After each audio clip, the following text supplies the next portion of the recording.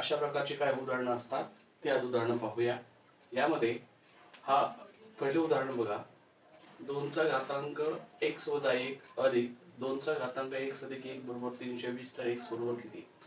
यामध्ये पाया ज्यावेळी समान असतो त्यावेळी घातांकाची वजाबाकी का होते? जर पाया समान असताना जर त्या ठिकाणी भागाकार असेल तर घातांकाची वजाबाकी होते आणि जर घातांकाची बेरीज केव्हा होते? जर पाया समान असेल आणि त्यावेळी गुणाकार असेल तर बेरीज होते. हे नियम आपण काय करायचं, यांना विभागून लिहायचं. कसं? 2चा घातांक x लिहायचा, घातांकाची वजाबाकी याचा अर्थ या पाया समान असताना इथे भागाकार आहे आणि इथे 1 आहे. त्यानंतर अधिक या ठिकाणी घातांकाची बेरीज आहे तर या ठिकाणी गुणाकार असणार. म्हणजे 2दा 2 पायऱ्याचे, या ठिकाणी x या ठिकाणी आणि एक घातांक नाही लिहिला तरीही चालतो, पण सोयीसाठी आपण तो लिहूया. आणि मग हे लिहिल्यानंतर काय करायचं, या दोन पदामधून काय कॉमन निघतंय, या दोन पदामधून काय कॉमन निघतंय हे शोधून घ्यायचं. पण तत्पूर्वी समजण्यासाठी आपण असं लिहूया, 2चा घातांक x छेदाला 2 अधिक 2चा घातांक x गुणिले 2.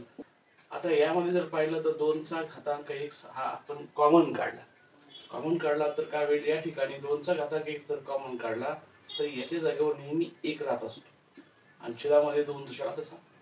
पूर्णपणे पद कॉमन आल्यावर या जागेवर आपण 1 लिहिला, अंशात 1 लिहिला, छेदामध्ये 2 राहिला. या ठिकाणी पूर्ण पद आल्यामुळे 1 होईल आणि 1 गुणिले 2 मात्र बेकावे 2च राहील आणि या ठिकाणी बरोबर 320. आणि मग या ठिकाणी कंसातली क्रिया करून घ्यायची. 2 दुनी 4, 4 आणि 5, 5/2. मग 2चा घातांक x गुणिले 5/2 आपण याला असं लिहायचं बरोबर 320. आता या ठिकाणी काय होईल की हा जो गुणाकार मधला 5/2 आहे तो इकडच्या बाजूला येऊन 2/5 म्हणजे व्यस्त होईल. मग 2चा घातांक x हा लिहिल्यानंतर 320 याला गुणिले 2/5 होऊन जाईल. आणि मग या ठिकाणी 5 ने जर भाग दिला तर या ठिकाणी 5 30 होईल, 5 20 होईल, म्हणजे 64 गुणिले 2 म्हणजे 128 होईल.